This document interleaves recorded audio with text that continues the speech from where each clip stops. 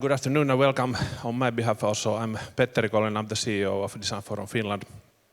And I'm just making a brief introduction before the facilitator and moderator is continuing from there. We have been working with this value and purpose theme for the past year. The way that we are operating is dealing with SMEs, the competitiveness of SMEs. But now we wanted to have a little bit deeper and let's say heavier theme for the operations and for the strategy. So this is the first Design Forum talk of the fall, and there will be a couple more this year. We also participating in different kind of projects that are dealing with the theme. First one is called Eco Design, and it's dealing with circular economy themes. And it's based on the Baltic Sea area countries, and it's dealing with circular economy in relation to design methodologies and themes in there. And the second one is called Herää Pahvi, which is maybe a bit difficult in English, but it's dealing with the side streams of food industry, creating packaging solutions. And the third one is called Sustain Nordic, and that's combining all the good practices in Nordic countries to sort of support the design policies of various countries. So you get more information of these in the lobby and also from our people. We also are launching a design competition called Fennia Prize, which is given to or awarded to companies which are utilizing design, hopefully in a strategic way, but also other let's say, it doesn't have to be extremely strategic to be able to participate, so unless this is scaring somebody away from participating. But it will start, the application time is open, and starting from the 19th of August until 14th of October.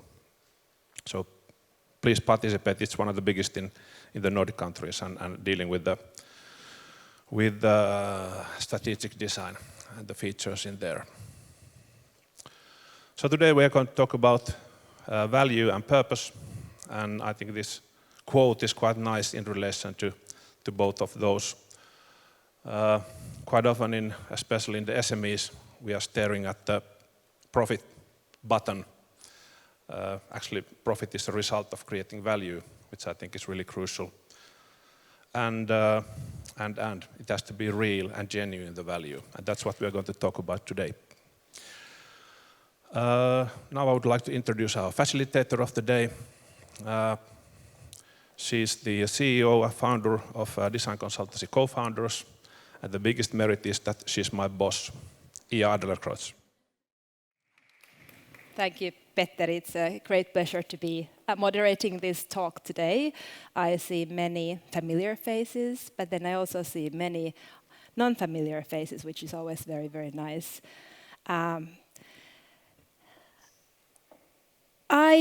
If you put to the first slide, please. Yes. I'm a design enthusiast.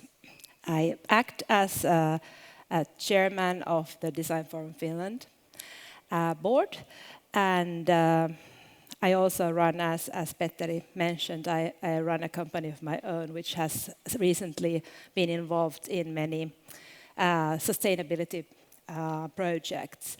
And I must say that sort of they've stolen my heart in many ways, and I see that something that I've talked a lot about as a brand director, as business developer, is somehow becoming very concrete in the past years. I'm also a mother of 5, which means that it becomes very personal, these matters, because you clearly want to let the kids inherit a world that is better than the one that we are living in at the moment. I'm, as said, very, very happy to moderate this talk today.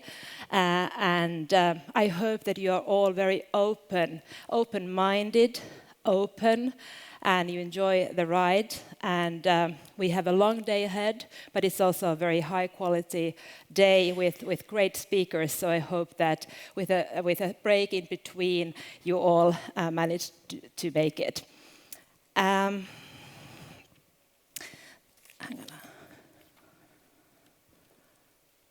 forgot that I'm steering this myself. So now, okay. So one thing, of course, is always that when we are gathered like this, there are many people who would have liked to participate, but for some reason, which is the Design Week, there are many people who said that, oh, I'd love to come, but there is another colliding event. So please make sure that you share your impressions, your thoughts, also through social media.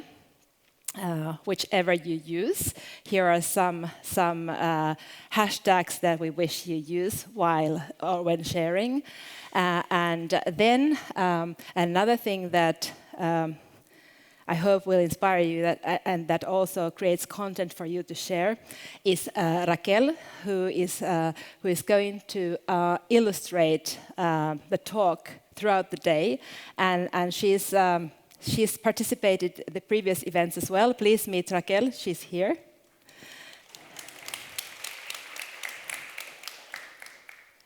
Representing an amazing ability to squeeze so many thoughts in one slide or one page, and really also making it memorable for after the event.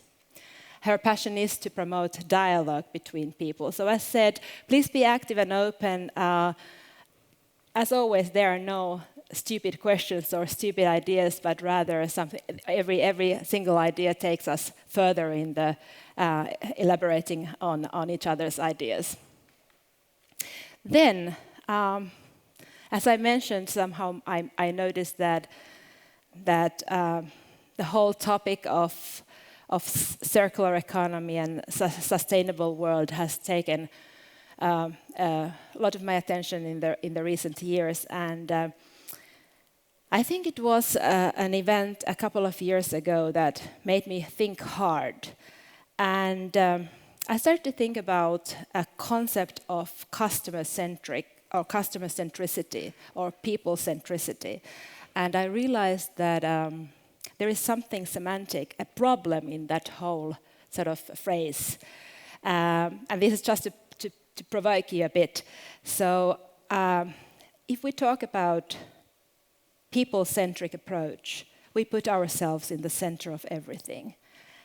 And that alone sort of might avoid us thinking in a new way. And therefore, I started to sort of think of ways through which business leaders could start taking sort of the whole bigger ecosystem into account when making any decision. And I think we are around this topic a lot today. I would call this a life-centric approach, and I'm actually going to release an article tomorrow on this topic. So, in case you're interested, you can follow my Twitter. So, just to set the scene. So it's a lot about what can I do? What can I personally do to help the change take place? And oftentimes we sort of feel very small and frustrated because it seems like whatever we do, somebody else, more important person, is making stupid decisions on the other, not even probably on the other part of in the other part of the world, but maybe even close by. How many of you feel you've sometimes felt frustrated before this sort of topic? Yeah, I think we all feel frustrated sometimes. On the other hand, as I said, being part of these different projects have helped me to actually realize that it is a step-by-step project. Every single small change will take us closer towards circular economy. And one example is that last week, a couple of weeks ago, there was a launch in a project that I had been sort of in a small way, but part of or doing some other things for this company, but that they launched a yogurt can which had a new kind of a lid. Instead of aluminium, it was a bio-based lid. And I realized just this one lid, when you multiply it, it makes a change. And then when you multiply all these kind of small changes, we suddenly have a much better world. So I think also here, instead of thinking what I can do, which is of course in our everyday lives we have to make sort of right decisions, I would sort of ask us to think what we can do, and especially what we can do together, because these kind of events allow us to build relationships across different businesses, across between designers and businesses, and sort of share great seeds of innovation, and thus then turn them into startups or business ideas or business models that will take us many steps forward. So instead of asking what I can do, I ask you today to ask yourselves, what can we do? What can we do together? And this is just for you to maybe visit a concrete example of a project that I've been involved in. It's about circular economy. It's a company that we were doing another project, just actually very traditional brand strategy work. And at some point, the CEO of Valki, Leif Frilund, asked me, so, you know, we are facing a problem. The young people that we are recruiting, they don't know about circular economy. They don't know about the concept. And I was thinking to myself, like, how is that possible? I mean, our school curriculum, there is the word circular economy mentioned many times. But we found out that actually there aren't very good materials for teachers to deliver this message and this know-how. And that's when the CEO of Valki said to me that let's do something about this. Let's create a social responsibility program which allows us to actually tell this message and make young people across the world more aware of what the basic concept of circular economy means.